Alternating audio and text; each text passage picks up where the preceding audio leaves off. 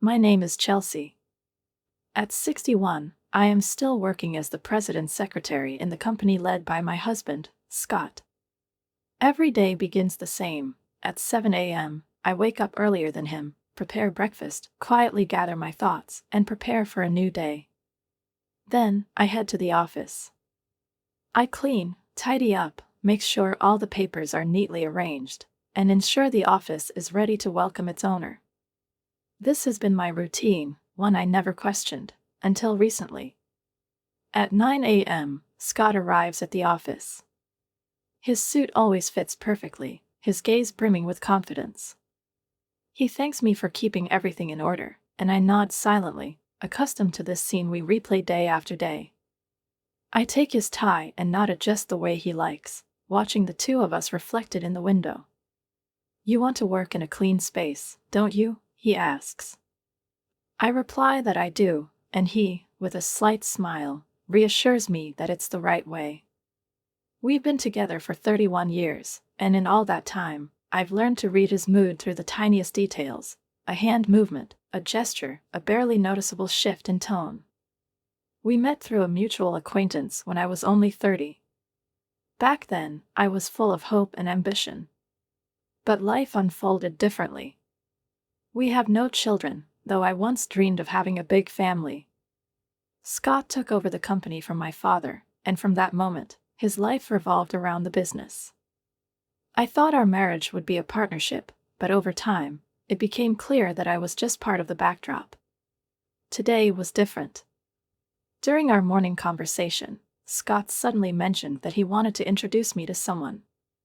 His words caught me off guard, and I felt a pang inside. I asked who it was, but he avoided a direct answer. "Just wait, Chelsea, you'll see for yourself," he said with a smile that left an unpleasant aftertaste. A few hours later, she entered the office, Michelle. I recognized her instantly. Young, slender, with perfect posture, her gaze exuded unapologetic audacity. I knew who she was even before Scott said her name. Michelle was the new star in our office, the one Scott had recently appointed to the position of president's secretary. My position. "Chelsea, this is Michelle. She'll assist you with your current tasks," he said, wearing that very smile I had come to dread. Michelle extended her hand, but the gesture felt mocking to me. I gritted my teeth, trying to conceal my emotions. "Pleased to meet you," I replied and stepped back, refusing to let her feel superior. The following days became a test of endurance. Michelle was everywhere. Her laughter echoed through the office, her perfume filled the air. She openly flirted with Scott, as if I were invisible. I tried to ignore it, but deep down, I felt everything crumbling. One morning, as I entered the office to start my usual work, Michelle was already there. She was sitting at my desk, leafing through my notes. "Oh, Chelsea, I was just thinking you might want to focus on something more important than these papers," she said without looking up. That moment was the breaking point for me. I knew I couldn't hold back any longer. I had endured her audacity, her mockery, her attempts to take my place, not just in the office, but in Scott's life, for too long. That evening, I signed the divorce papers Scott had handed me a week earlier. "Are you sure?" he asked, as if giving me a chance to change my mind. But I was resolute. Instead of answering, I simply smiled and took the check he offered me. Money wouldn't make up for the lost years, but it would help me start over. Scott and Michelle got married in France in a lavish ceremony. I saw the photos online. He looked so happy, and she looked triumphant. But their happiness was short-lived. A week after the wedding, Michelle called me, her voice hysterical. "Hey, Scott hasn't come home. As his ex-wife, you must know where he is." I laughed. The sound erupted from me, thunderous and unexpected even to myself. I knew where Scott was, and I knew his secrets would soon come to light. Everything was going according to plan. Shortly after Scott left the office, leaving me alone with Michelle, the atmosphere grew tense. She looked around the office as if evaluating her new domain. Then, casually patting me on the shoulder, she said, "Hi, Chelsea," her voice light, almost cheerful. "How old are you?" The question landed like a slap. Of course, I could have ignored it, but my pride wouldn't let me. I raised my eyes to meet hers steadily. "I'll be 61 this year," I replied, striving to keep my voice even. Her eyebrows arched in surprise, and a faint, mocking smile played on her lips. 61, she repeated, savoring every syllable. "Wow, that's almost like my grandmother." "Poor thing." She theatrically pursed her lips, feigning sympathy. "You could drop dead any moment. And yet, you're still working. Isn't that a bit sad?" I felt my fingers tremble with indignation. It took all my strength to resist the urge to slap her, but instead, I simply said, "I enjoy my work." "There's nothing sad about that."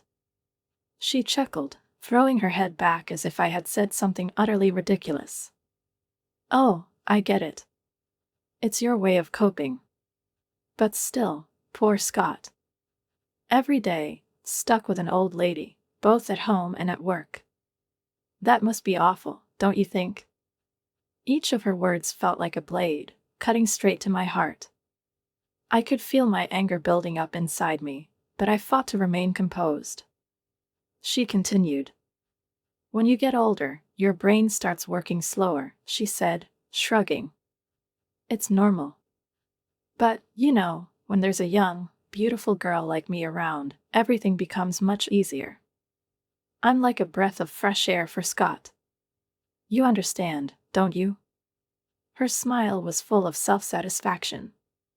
I struggled to keep from replying with a rude remark, but instead I quietly said, "You should learn some common sense."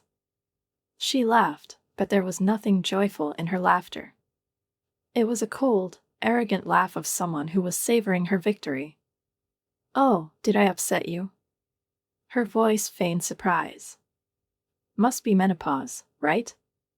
You get so angry so quickly. It must be tough working at your age. You must sweat and struggle to breathe, right? It's really sad how hard you try. Maybe it's time to retire." Those words were the last straw. I stood there, stunned by her audacity. No one had ever spoken to me like that, especially not some girl my husband decided to bring into our lives. I could feel my anger overwhelming me, turning into a fire ready to explode. But instead of shouting or storming out of the room, I took a deep breath. That moment became a turning point for me. Looking at her smug face, I realized that if I gave in now, I would lose control of my life forever. She wanted to break me? Let her try. Michelle," I said, clearly articulating each word, "being young is not an achievement, it's just a temporary state. How you behave and how you treat people, though, that's what shows who you really are." Michelle laughed, her voice sounding like soft poison, tainting everything around it. She leaned closer, her face coming near my ear. "Why don't you just step down?" she whispered with such smugness that it took my breath away. "As the president's wife, you don't belong here." I flinched. Her words hit like a blow to the back, sly and calculated. She intended not only to push me out of the company but to strip away my last defense, my marriage. I straightened up, struggling to keep my fury in check. "Enough, Michelle," my voice rang out, filling the silence. "With intentions like that, I can't teach you anything. Leave the company right now." I expected shouting, a retort of defiance, but instead, she suddenly looked at me with tear-filled eyes. I froze, unable to believe what was happening. Her face twisted, and tears started rolling down her cheeks, as if she were the heroine of a tragedy. "I'm sorry," she sobbed, falling to her knees. "I just wanted to be friends with you, Chelsea. It was a joke, I went too far." Her crying filled the office, creating a sense of unreality. I couldn't believe my eyes. She looked like she had just been shattered into pieces. Her sobs grew louder, her hands covering her face as though trying to hide her pain. "I'll leave this company, thank you for everything." Her voice trembled, as if she had just lost something precious. With those words, she rushed out of the room, leaving me stunned. I stood there, unable to move, feeling my thoughts collapse on top of each other. What was that? Genuine regret or just another trick? Michelle returned a few minutes later, but this time, she wasn't alone. Scott followed her in, his face burning with anger. He flung the door open and almost shouted, "What's going on here, Chelsea?" I stood frozen, not understanding how everything had escalated so quickly. Michelle, still gasping for breath, began crying even louder. She grabbed Scott's hand like a child seeking protection. She yelled at me, "Scott," just because I made a joke. Her voice quivered, but every word sounded rehearsed. "I didn't mean anything bad, really. I just wanted us to be friends." Scott, looking at her, seemed bewildered. I could see his face change as he took in her tears. "Chelsea, is this true?" His voice was cold. "This isn't true at all," I tried to explain. "She made all of this up." Michelle suddenly pulled out her phone, playing a recording of our conversation. It only captured my voice interrupting her, with nothing of what had preceded it. It all seemed as though I had suddenly attacked her without any visible cause. "Do you seriously believe this act?" I tried to bring Scott back to reality. "It's all a lie." "I heard everything," he interrupted me. "And I see her tears. What do you want from me, Chelsea? Should I trust you when she brought proof?" My heart fell like a stone dropped into an abyss. Scott believed her. He believed this girl who had only entered our lives a few weeks ago. "You've always been like this," he said, as if slicing through the air with a knife. "Always trying to control everything, and now you just can't accept that someone younger and more capable has taken your place. Are you really saying that?" I felt the words catch in my throat. "Yes," he nodded. "From today, Michelle will take your position. You'd better think about resigning. It'll be more dignified." I couldn't believe my ears. All the years I had spent supporting him, helping him with his work, building our life. He was ready to erase all of that for a young schemer with a pretty smile. Scott turned back to Michelle, who stood beside him, pretending to still be on the verge of hysteria. He wrapped his arm around her shoulders and looked at me with mockery. "Did you really think you could hold on to all of this?" His words were icy. "Look at yourself, Chelsea. You can't compete with her. She's young, beautiful, alive. You're just a tired memory of what once was." Michelle looked at me with a smile and then turned to Scott, hugging him and whispering something in his ear that made him laugh. I stood there, frozen, watching their overt closeness. Realizing that all my efforts, invested in our relationship and work, had been in vain, I decided not to fight anymore. I left the company, allowing Scott and Michelle to enjoy their imagined triumph. But instead of relief, I only felt emptiness. Scott didn't come home that night, nor did he answer my calls. I figured it was just his latest way of asserting control, of humiliating me. A week passed. Then a month. 5 months. No messages, no calls, no news. It seemed as though he had disappeared from my life. I thought it was for the best. But one day, a message from Scott appeared on my phone. He asked me to come to the company office. Despite everything that had happened, my heart wavered. Maybe he finally realized Michelle wasn't capable of handling the secretary role and wanted to bring me back. I couldn't suppress the small flicker of hope that flared up inside me. The next day, I entered the familiar building that had been part of my life for so long. After reaching the top floor, I stopped at the president's office door. I knocked and heard Scott's voice. "Come in, Chelsea." I pushed open the door, expecting to see him at the desk, but instead, I was met with a scene that left me speechless. Scott stood in the middle of the office, holding Michelle's hand, and she was glowing as though she had just won the lottery. They looked as if their laughter was meant solely to wound me. "We have some news for you, Chelsea," Scott began with such enthusiasm, as if inviting me to a celebration. "News?" I repeated, trying not to let my confusion show. "Actually, I'll say it," Michelle interrupted, placing a finger to his lips, as though it were their shared affectionate gesture. "Thank you for everything you've done for Scott. We're getting married." The words hit me like a lightning strike. I froze, feeling my body turn to stone and my thoughts come to a halt. In front of me stood two people who had destroyed everything I had built for decades, and now they didn't even try to hide their joy. "What did you say?" I whispered, feeling the lump in my throat making it hard to speak. "We're getting married," she repeated with a smile that could drive anyone mad. "Oh, and one more thing." Michelle handed me several sheets of paper.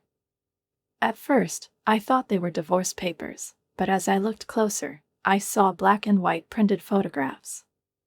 I recognized the images instantly. Ultrasounds. "Don't tell me." I began, but the words caught in my throat. Michelle slowly stroked her stomach, and a victorious smile lit up her face. "Yes," she said, stepping closer. "I'm pregnant with Scott's child." My heart stopped. The world around me seemed to lose its color. Michelle leaned in and whispered, "I'm going to be the president's wife. Thank you for everything, Chelsea. You've done your part." She laughed. The sound echoed in my ears, filling me with a rage I could no longer contain. In that moment, something inside me broke. This was the limit. She was mocking me, flaunting her youth, her superiority. She had taken my place in the company, and now she was trying to destroy what little dignity I had left. I signed the divorce papers that Scott had prepared in advance. A cold, businesslike agreement. In return, I received a significant compensation. It couldn't heal the wounds, but it gave me the opportunity to walk away with my head held high. Scott and Michelle threw a grand wedding in France, filling the internet with photos of their happiness. But a week later, a phone call turned everything upside down. "Hey, Chelsea," Michelle's voice sounded panicked.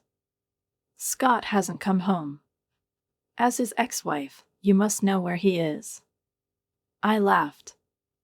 The sound came out unexpectedly, filling the room with bitter, yet strangely satisfying irony. "As I expected," I said, pausing. "I think he's in San Jose." "San Jose?" she asked. "What's he doing there?" "There's a casino," I explained. "Scott loves gambling. He always has. I spent years planning his schedule to keep him away from it. But now, that's your job. Good luck." Scott stood at the threshold, his face crimson with anger. I couldn't help but notice that there was no longer the same confidence in his eyes that he used to have. He looked broken, confused, but still trying to maintain the appearance of control. "Are you there, Chelsea?" he bellowed. "How dare you talk to Michelle about my gambling?" I calmly watched him through the peephole. His voice was shaking, full of anger, but there was also something that sounded like desperation. It was clear he had hired a detective to find me, and now he was standing here to make accusations. I knew that if I didn't let him in, he wouldn't leave. Honestly, this moment worked in my favor. I had been waiting for the chance to set things straight. Taking a deep breath, I opened the door and met his gaze with a light, graceful smile, one he had always hated for its ability to disarm him. "It's been quite a while, hasn't it?" I said with calm indifference. "Are you mocking me?" Scott stepped into the apartment without waiting for an invitation. "You ruined my family, Chelsea. How can you stand here and smile?" His voice was trembling with fury, but I could see the weakness behind the aggression. He was trying to intimidate me like he used to, but it didn't work anymore. I closed the door and gestured toward a chair. Why are you so red? Did something happen? I asked with irony, sitting down across from him. It's none of your business, he snapped, but his eyes betrayed his irritation. I snorted, and this time my smile turned more sardonic. Ah, so it's about Michelle, right? I paused, savoring his reaction. You must have had a fight with her. Let me guess, she's unhappy about your gambling expenses? Decided to take control of the finances, and now you're on an allowance, right? Scott froze, and I saw his face twist. For a moment, he was at a loss for words. How do you know that? His voice became softer, almost fearful. Did you put a bug or something? I couldn't help but laugh. A bug? Scott, it seems you've forgotten who you're dealing with. You did the same thing to me, remember? When your gambling started destroying our marriage. You asked, what's so wrong about spending earned money on your hobby? Surprisingly, it looks like you repeated it with Michelle. I shrugged, as if it was the most obvious conclusion in the world. I guess that's why you two fought. His eyes narrowed, and I noticed his fists clenching. That gesture was all too familiar. Scott never could accept losing, especially when it came to arguments. You don't understand anything, he muttered, turning away. Don't understand anything? I gave a short laugh. Let me clarify. You left me for her. For her youth, her smile, her promises. And now you're here because she turned out to be nothing like you imagined. Or am I wrong? Scott suddenly turned back to me, his face burning with anger, but I could see the shadow of truth in his eyes, the one he had been desperately trying to hide. She's not like that, he blurted out, but his voice was uncertain. She just decided you needed limits. I raised an eyebrow.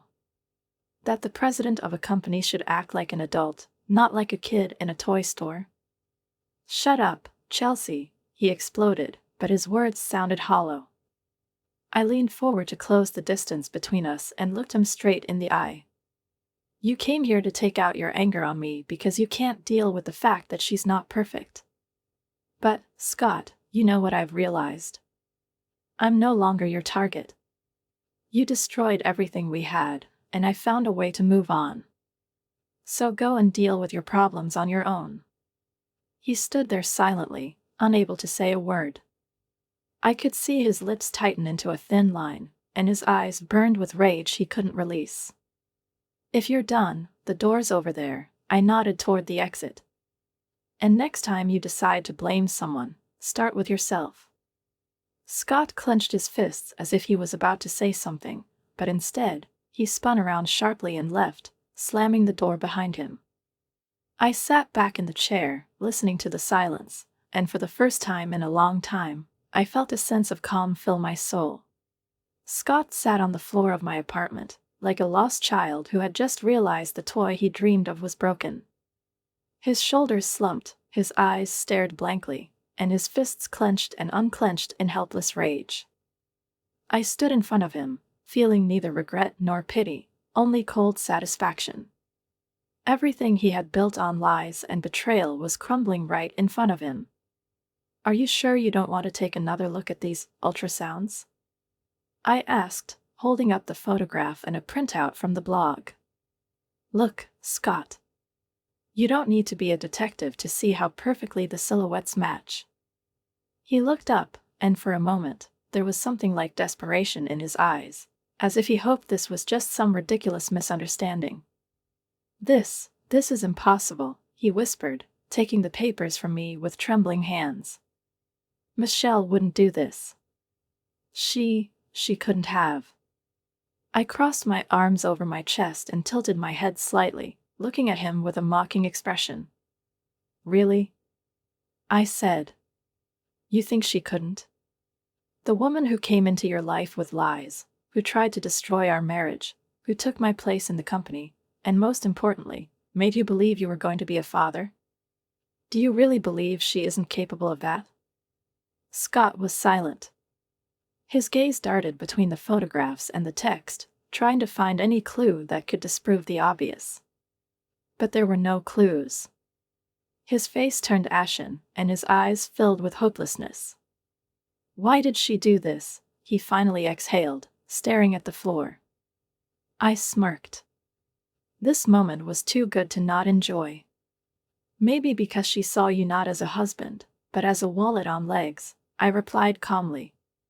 "She knew you'd be captivated by her youth, her sweet lies. She knew you'd want to believe her to prove to yourself that you were still capable of something new. And she used that to get everything she could." Scott slowly shook his head, his fists clenching again. "No, he began, but his voice cracked. "I bought her everything, everything she wanted. Clothes, bags, a ring. She couldn't have done this to me." "Ah, Scott," I sighed, sitting on the edge of the chair. "Your problem is that you always think people can't betray you if you've done enough for them. But the reality is different. People betray because they can." His hands were trembling, and I saw how he struggled to process my words. It seemed like he was trying to hold on to the last remnants of his confidence, but they were slipping away. "She said she wanted a child," he muttered, almost not noticing me. "She said she dreamed of our family." "And you believed her," I added with a touch of sarcasm. "And she knew exactly how to press your sore spot. Your desire to be the one who leaves behind a legacy. Bravo, Michelle. She played her part perfectly." Scott looked at me, his gaze filled with anger and helplessness. "Why are you saying this?" he asked. "You should be happy that I'm suffering now." I leaned in closer, so he could hear every word. "Happy? Maybe. But you chose this path, Scott. You betrayed me, you gave up my life, my career, my home for a mirage. And now the mirage is gone, and you're left with nothing. This isn't my doing, it's yours." He covered his face with his hands and exhaled heavily, as if trying to piece himself together. But this was no longer the Scott I knew. This was a man consumed by his own selfishness. "You know what's most ironic?" I added, watching him struggle to rise to his feet. "I could have left you back then, years ago. But I stayed. I stayed because I thought we were a team. And now, seeing you like this, I realize I made the right choice when I let you go." Scott looked at me, and in his eyes, something new sparked, not malice, but understanding. He knew I was right. He knew it was all his fault. He stood up and walked toward the door, his steps slow, as if he were walking toward his own judgment. "Chelsea," he said quietly, turning before leaving. "I'm sorry." I smiled, but there was no warmth in it. "I've already forgiven you, Scott. A long time ago. Now, go. You have a lot of problems to sort out." He closed the door behind him, and I was left in the silence of my apartment. It was only then that I understood that this chapter of my life was truly over.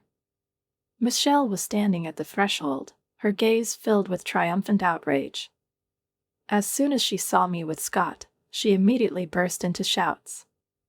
"What are you doing here?" she screamed, her voice ringing through the apartment like the sound of breaking glass. "Trying to get Scott back. You won't succeed. Didn't I tell you we were going to have a baby? You can't separate us." She stepped forward and wrapped her arm around Scott's shoulder, pressing herself against him with such tenderness that her feigned confidence almost seemed real. I silently watched, not intervening, while she continued her speech. "Are you okay, darling?" she asked, her voice softening, as if she were trying to comfort him. "Let's go home and talk about the money. I'll take care of everything, like always. I'm carrying our child, Scott. We'll make it together, because we're a family." Scott silently stared at her, but I noticed how his shoulders tensed. It seemed like her words had cracked his confidence. He slowly stood up, pulling away from her touch. "Michelle," he began, his voice unusually firm, "the pregnancy is a lie, isn't it?" Her face showed a genuine expression of shock, and she pressed her hands to her chest as though his words had caused her physical pain. "What are you saying, darling?" she asked, her voice trembling. "How can you doubt me? I showed you the ultrasound. It's our child, the fruit of our love. How can you say that?" Scott slowly shook his head, his eyes never leaving her. "Really?" he asked, pulling a piece of paper from his pocket, the one I had given him earlier. It was a printout from the blog with the ultrasound photo. "Here, look, Michelle. You copied the picture from the internet to deceive me." He handed her the paper, and I saw her face turn pale. She quickly turned away, trying to avoid his gaze. You're just jealous, Chelsea," she screamed, pointing at me. "You're old and infertile. You don't understand anything." I couldn't hold back my laughter, watching her mask of confidence crack. "Is that all you can say?" I asked, crossing my arms over my chest. "Even now you're trying to deflect from your lies?" Michelle shot me a venomous look, then turned back to Scott, changing tactics once again. She tried to grab his hand, but he pulled away sharply. "Michelle," his voice was cold as ice. "I trusted you. I believed you were telling the truth. How could you lie to me about something like this?" Michelle fell to her knees, her face contorted with tears. "I was just scared," she muttered, looking up at Scott from below. "I was afraid you'd leave me. You love me, right? We can start over. Have a real child. You said you wanted a family." She tried to smile, but it was weak and unconvincing. "This isn't going to happen," I said, deciding to intervene before Scott fell back into her trap. "Even if you have a child, it won't work. Do you really think Scott can provide a wealthy life?" Michelle turned sharply toward me, her face turning pale. "Of course he can," she exclaimed. "He's the president of the company. He has more money than he knows what to do with." Scott looked away, and I saw his shoulders slump. "Michelle," he began, his voice quiet and broken. "That's not true. I don't have that kind of money. I lost almost everything in the casino." Her eyes widened in horror, and she took a step back as though he had just struck her. "What did you say?" she whispered. "Everything we had. I invested in a new business," he continued, avoiding her gaze. "But it didn't work. I tried to hide it, but now there's nothing to hide." Michelle froze, her face turning white as chalk. She stared at him in silence, then turned toward me as if hoping I could fix everything. "Did you know?" she asked, her voice trembling. "Did you know about this?" "Of course I knew," I replied with a slight smile. "And now you know too. Welcome to reality, Michelle." She spun around to face Scott, her face contorting with anger. "You lied to me," she screamed. "You promised me a rich life. And you're just a pathetic loser." Scott didn't respond. He lowered his head, as if admitting the truth of her words. Scott stood by the door, lost in a world where everything he knew was falling apart in front of his eyes. His face was twisted with a mix of anger, confusion, and fear. I watched him, holding the door open, and at that moment, I understood. He could no longer manipulate me like he used to. His power over me had disappeared, leaving only a pathetic semblance of the man I once loved. "Chelsea," he said with difficulty, as though each word was a struggle. "We can start over. I'll fix everything. You'll be the secretary, and I'll be the president. We'll be a team again." His voice was surprisingly soft, almost pleading. He tried to smile, but it looked so fake that it almost made me shudder. I knew that behind it was not remorse, but desperation, a fear of losing everything. "It's impossible," I answered firmly, looking him straight in the eye. "I hate you, Scott. I hate everything you've done. I never want to see your face again." His eyes widened as if my words had slapped him across the face. He began to mumble something, but I was no longer listening. I stepped forward and opened the door wider, gesturing for him to leave. "Go," I said coldly. "This is my home. There's no place for you here anymore." Scott froze, his body shaking like someone standing on the edge of a cliff. He tried to say something, but I took another step forward and gently pushed him, making him step outside. His face contorted with pain, but he didn't resist. "Chelsea, you know," he began, but I cut him off by slamming the door in his face. I stood by the closed door, listening to the sounds from the other side. Scott's footsteps faded slowly, as if he hoped I'd change my mind. But I wouldn't change my mind. Never. The room was filled with silence. I sank into the chair, closed my eyes, and took a deep breath. The emotions overwhelming me were contradictory: pain, exhaustion, but also relief, mixed with a strange, bitter joy. I had finally put an end to this madness. My gaze fell on the documents on the table. They were the same materials I had handed over to Johnny to expose Scott's schemes. He had always thought he could control everything, but in the end, he became a victim of his own greed and arrogance. Now that the truth was out, harsh consequences awaited him. And I knew that neither he, nor anyone else, could drag me back into their dirty game. The phone vibrated on the table. It was a message from Johnny. "Chelsea, thank you for everything. We'll meet at the office tomorrow to discuss your new responsibilities. We value your work and want you to feel part of our team. Congratulations on your brilliant victory."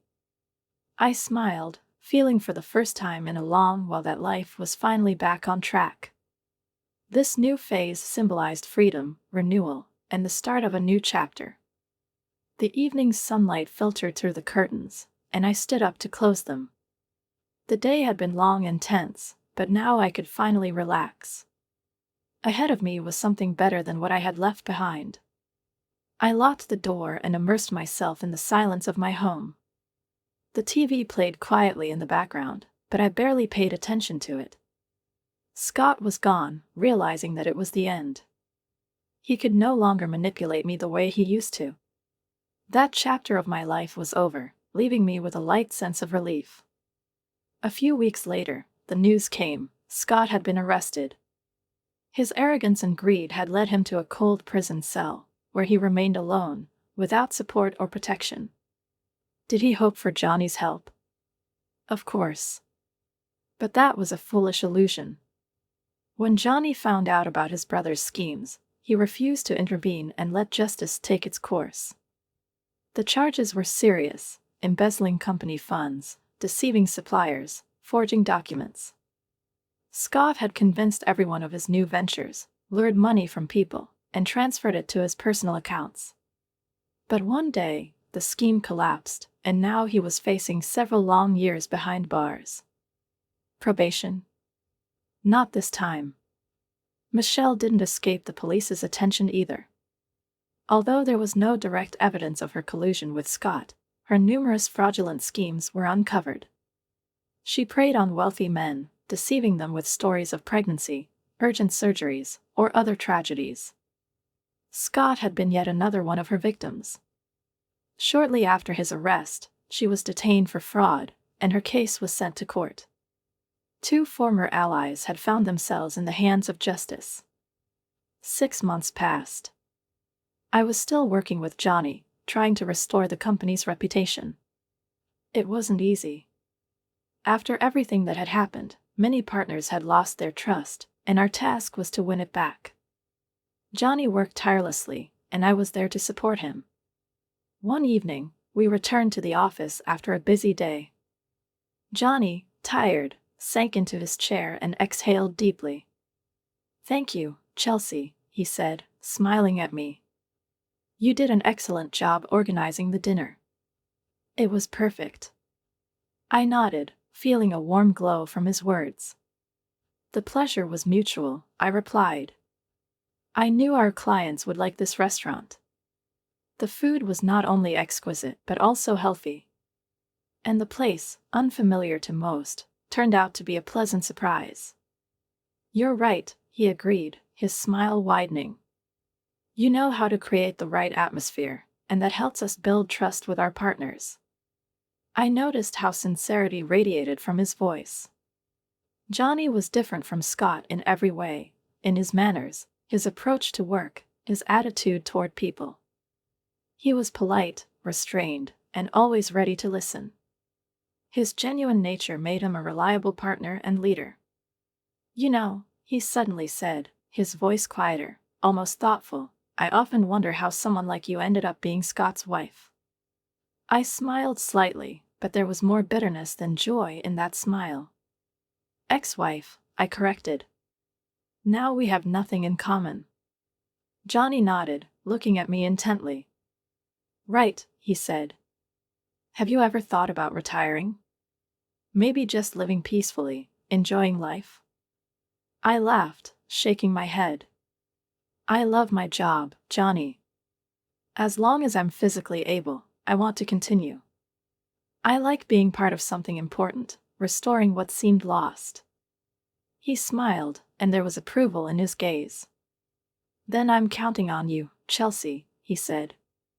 We've got a long road ahead, but with you, I'm sure we'll make it. I nodded, feeling his confidence transfer to me. This moment was special. For the first time in a long while, I felt appreciated not for my outward appearance or the role I played, but for my abilities, for who I truly was. We both laughed, and his laughter filled the room. The sound warmed me, like a cozy blanket on a cold evening. My heart swelled with quiet joy. It wasn't a loud victory, but a steady step forward. My new life had begun.